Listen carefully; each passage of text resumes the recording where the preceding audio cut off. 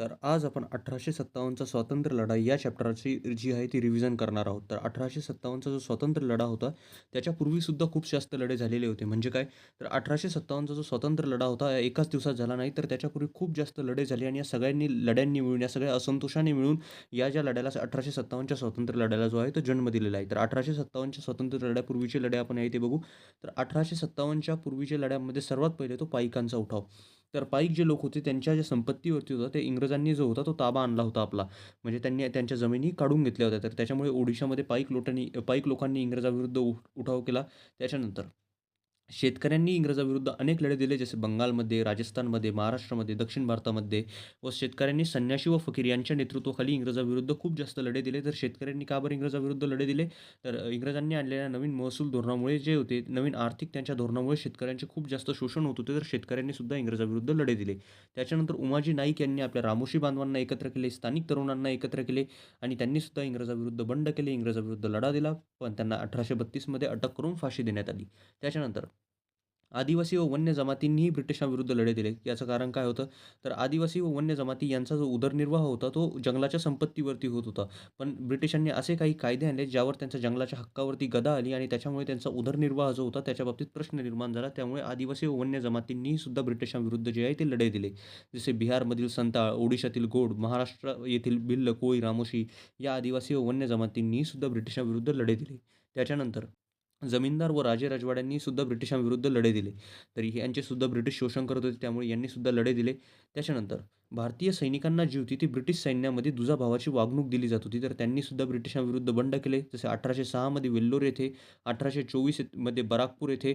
तर या उठावांनी उग्र रूप सुद्धा धारण केले होते. हे जे भारतीय सैनिकांनी केले होते, पण त्यांना दडपून टाकण्यात आले. या लढ्यांच्या बाबतीत एक गोष्ट आहे, हे सगळे लढे एकाकी होते. म्हणजे हे एकाच जागी होते. तर हा समजा भारत आहे, तर भारतामध्ये या ठिकाणी एक लढा होता, या ठिकाणी एक लढा होता, या ठिकाणी एक होता, या ठिकाणी एक होत आहे. म्हणजे हे सगळे लढे जे आहे ते एकाकी आहे. एकाच जागी होत आहे. त्यामुळे ब्रिटिशांना दडपून सुद्धा टाकत आहे. 1857च्या लढ्याची कारणे. तर याचं पहिलं कारण आहे हिंदी सैनिकातील असंतोष. हिंदी सैनिकातील असंतोष म्हणजे हिंदी सैनिकांना जे होते ते त्यांच्याबाबत खूप जास्त भेदभाव केला जात होता. त्यांना त्यांचे जे वेतन होते ते सुद्धा जे गोरे अधिकारी होते त्यांच्यापेक्षा कमी होते. त्यांना खूप जास्त दुजाभावाची वागणूक दिली जात होती व खूप जास्त त्यांच्याबरोबर भेदभाव केला जात होता. त्याच्यामुळे त्यांच्यात खूप जास्त असंतोष भरलेला होता. त्याच्यानंतर सामाजिक कारणे.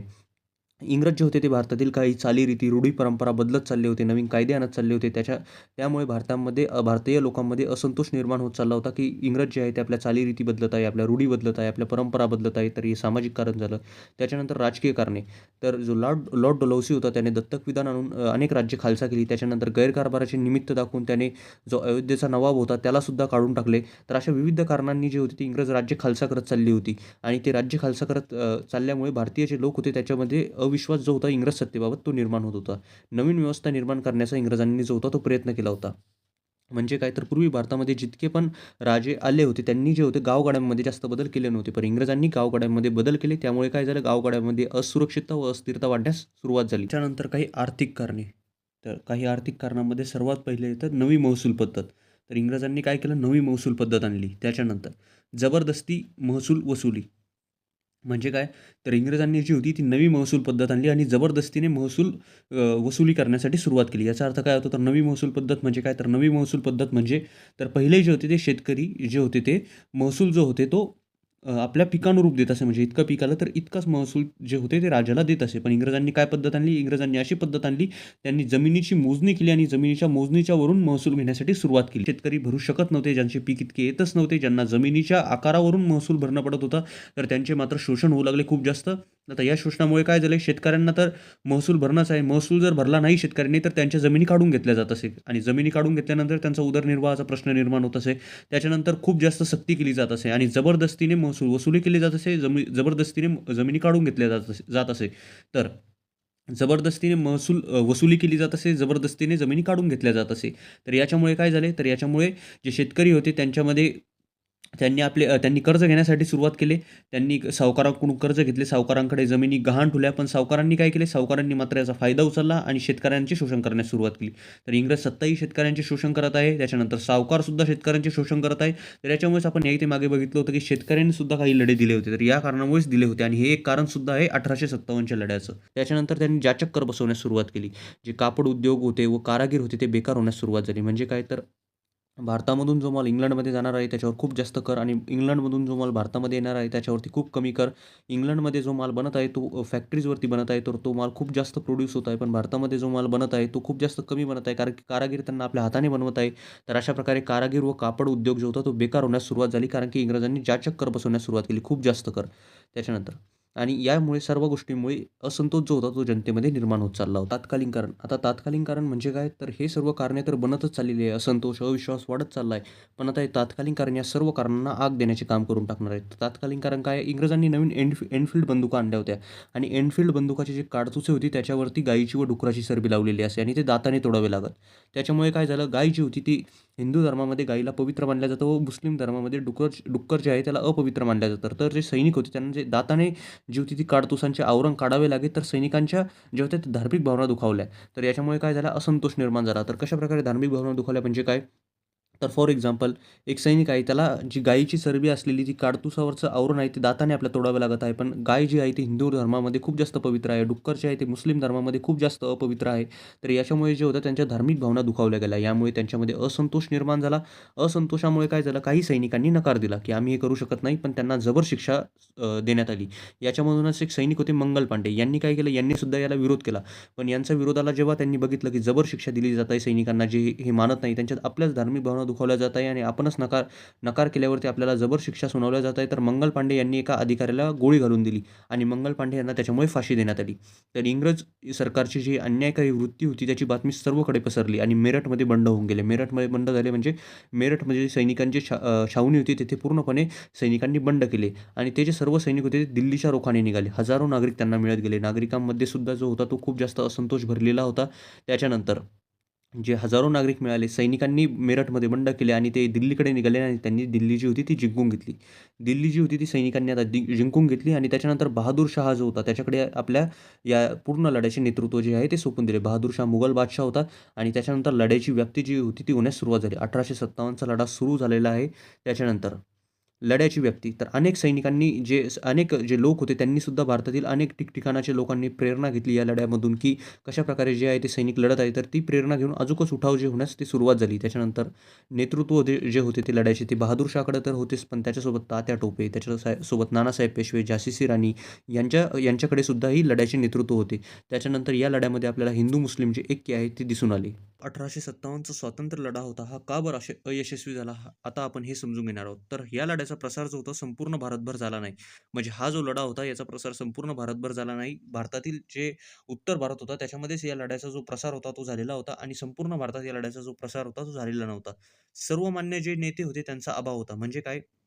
तर हा जो लढा होता एका ठिकाणी हा लढा लढवला जात आहे, याही ते लढा लढवला जात आहे. याही ते जे नेते आहेत त्यांची उद्दिष्टे वेगळी, याही ते जे नेते आहेत त्यांची उद्दिष्टे वेगळी. तर अशी उद्दिष्टे वेगळी आहे, जे बंड करत आहे त्या नेत्यांची. तर हा लढा एक सर्वमान्य नेता जो होता तो या लढ्याला मिळाला नाही. याच्यामुळे हा लढा जो होता तो अयशस्वी झाला. राजे रजवाडे जे होते काहींनी पाठिंबा दिला तर काहींनी पाठिंबा दिला नाही. त्याच्यानंतर लष्करी डावपेच जे आहे ते कमजोर होते. म्हणजे काय तर दिल्ली तर भारतीयांनी जिंकून घेतली पण ती टिकवता आली नाही. दिल्ली टिकवणे म्हणजे काय? तर ब्रिटिश कुठून आक्रमण करणार आहे, कशाप्रकारे त्यांचं आक्रमण होणार होणार आहे, कशाप्रकारे आपण त्यांना तोंड देणार आहोत. तर याला म्हणतात एखादी जागा टिकवणे. तर दिल्ली जी होती ती भारतीयांना टिकवता आली नाही. म्हणजे लष्करी डावपेच जे होते ते भारतीयांचे कमजोर होते. त्याच्यानंतर शस्त्रास्त्रे सुद्धा भारतीयांकडे नव्हती. आंतरराष्ट्रीय परिस्थिती जी होती ती इंग्रजांना अनुकूल होती. म्हणजे काय तर नुकतेच इंग्रजांचे जे होते ते क्रिमियन युद्ध जे होते ते खतम झाले होते. म्हणजे ते संपले होते. तर त्यांनी रशियावरती आपला विजय मिळवला होता. इंग्रज जिंकले होते. त्याच्यानंतर अनेक जे देश होते ते इंग्रजांना मदत करत होते. सैन्य, लष्कर. त्याच्यानंतर इंग्रजांचे जे अधिकारी होते, जे लष्करी डावपेचामध्ये खूप जास्त चांगले होते. इंग्रजांची जी होती ती आंतरराष्ट्रीय परिस्थिती जी होती ती इंग्रजांना खूप जास्त अनुकूल होती त्या काळामध्ये. तर ही जी होती ती काही लढा अयशस्वी होण्याची कारणे सुद्धा होती. तर 1857चा जो लढा होता तो अयशस्वी का बरं झाला हे तर आपण बघितलं. त्याच्यानंतर का बरं तो लढा झाला हे पण आपण बघितलं. पण त्याचे परिणाम काय झाले आता हे बघूया. तर ईस्ट इंडिया कंपनीचे राजवट संपले आणि लॉर्ड कनिंग हा शेवटचा गव्हर्नर जनरल ठरला आणि गव्हर्नर जनरल हे जे पद होतं हे जाऊन आता व्हाईसरॉय हे पद निर्माण झालं. तर तुम्ही ऐकलं असेल हा भारताचा व्हाईसरॉय होता तर याच्यानंतरच होतं. तर ईस्ट इंडिया कंपनीची राजवट पूर्णपणे संपली. ब्रिटिश जी सत्ता होती त्याच्या ईस्ट इंडिया कंपनीची राजवट संपली. ब्रिटिश पार्लमेंटने या इथे आपल्या आता सत्ता राबवण्यास सुरुवात केली. त्याच्यानंतर राणीचा जाहीरनामा. तर राणीने एक जाहीरनामा काढला. इंग्लंडची जी राणी होती तिने एक जाहीरनामा काढला आणि त्या जाहीरनाम्यात म्हटलं गेलं की सर्व भारतीय आमचे प्रजाजन आहे. त्याच्यानंतर सर्व भारतीय आमचे प्रजाजन आहे. त्याच्यानंतर आम्ही धर्म, जात, वंश यावरून भेदभाव करणार नाही. त्याच्यानंतर याच्यामध्ये म्हटलं गेलं की आम्ही धार्मिक बाबींमध्ये हस्तक्षेप करणार नाही. त्याच्यानंतर गुणवत्तेच्या आधारावर नोकऱ्या दिल्या जातील. अशा प्रकारचा जो जाहीरनामा होता तो काढण्यात आला. त्याच्यानंतर लष्कराची जी पुनर्रचना करण्यात आली.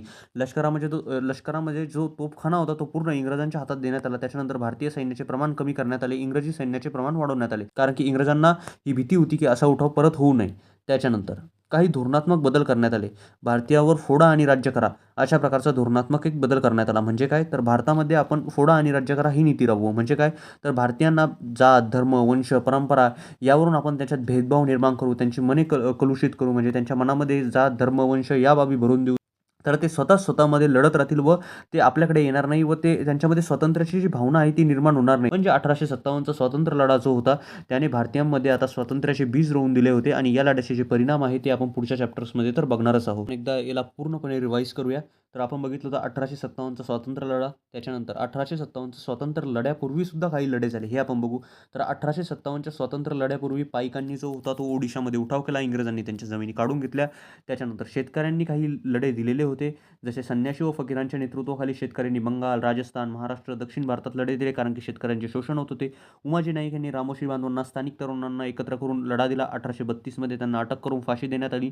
आदिवासी वन्य जमातींनी सुद्धा ब्रिटिशांविरुद्ध लढे दिले कारण की ब्रिटिश त्यांच्या हक्कावरती गदा आणत होते. तर ते आपला उदरनिर्वाह कसा करणार तर बिहारमधील संथाळ, त्याच्यानंतर ओडिशामधील गोड, महाराष्ट्रातील भिल्लकोळी, रामोशी या सर्व आदिवासी व वन्य जमातींनी सुद्धा ब्रिटिशांवर लढे दिले. त्याच्यानंतर जमीन व राजेरजवाडे यांचे सुद्धा शोषण होत होते तर त्यांनी सुद्धा ब्रिटिशाविरुद्ध लढे दिले. भारतीय सैनिकांना ब्रिटिश सैन्यामध्ये दुजाभावाची वागणूक दिली जात होती. तर याच्यामुळे भारतीय सैनिकांमध्ये सुद्धा खूप जास्त रोष होता, असंतोष होता. त्यांनी 1806 वेल्लोर, 1824 बराकपूर येथे लढे दिले. हे जे उठाव होते, हे जे लढे होते, याचे जे स्वरूप होते ते खूप उग्र होते. पण ब्रिटिशांनी हे दडपून टाकले आणि याचं एक रिझन होतं, हे सर्व लढे एकाकी होते म्हणजे एकाच जागी होणारे होते. तर 1857 पूर्वीचे लढे. त्याच्यानंतर आता 1857च्या लढ्याची काय काय कारणे होती तर 1857च्या लढ्याची कारणे सर्वात पहिले तर हिंदी सैनिकातील असंतोष, जसं मी तुम्हाला सांगितलं, दुजाभावाची वागणूक त्यांना दिली जात असे. त्याच्यानंतर त्यांना काही पदे होती जी इंग्रजी सैनिकांना जी मोठी पदे होती सैन्यातील ती दिली जात असे.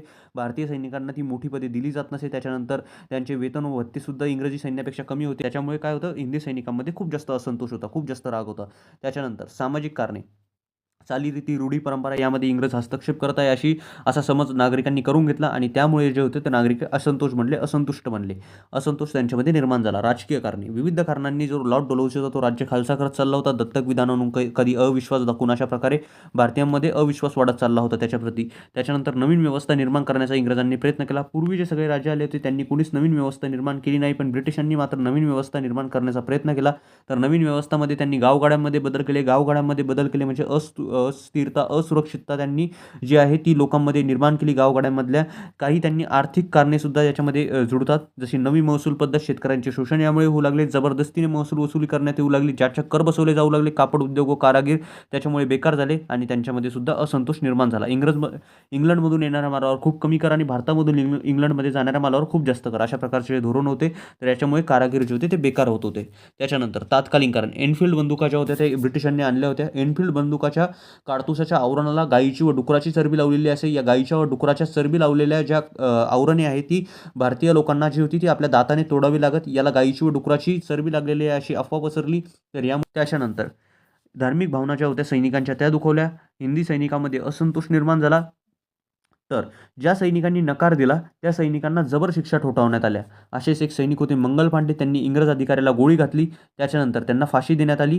इंग्रज सत्तेच्या या अन्यायकारी वृत्तीला बघून, इंग्रज सत्ता हा जो अन्याय करत आहे या अन्यायकारी वृत्तीला बघून जे मेरठमधील सैनिक होते ज्यांची जी छावणी होती तिथे बंड झाले. ते दिल्लीच्या रोखाने निघाले. हजारो नागरिक त्यांना मिळाले. दिल्ली त्यांनी जिंकली. त्याच्यानंतर बहादूर शाहकडे नेतृत्व देण्यात आले. सर्व हिंदुस्थानाचा सम्राट अशी त्याची द्वाही फिरवण्यात आली. लढ्याची व्याप्ती झाली. लढ्याची प्रेरणा जी होती ती अनेक सैनिकांनी घेतली व असे बंड करण्यास भारताच्या वेगवेगळ्या ठिकाणी सुरू झाले. त्याच्यामध्ये जे नेतृत्व होते 1857च्या लढ्याचे बहादूर शाह तर करतच होते. त्याच्यासोबत तात्या टोपे, नानासाहेब पेशवे, झाशीची राणी लक्ष्मीबाई यांनी सुद्धा जे होते ते नेतृत्व या लढ्याचे केले. या लढ्यामध्ये आपणास हिंदू मुस्लिम ऐक्य दिसून येते.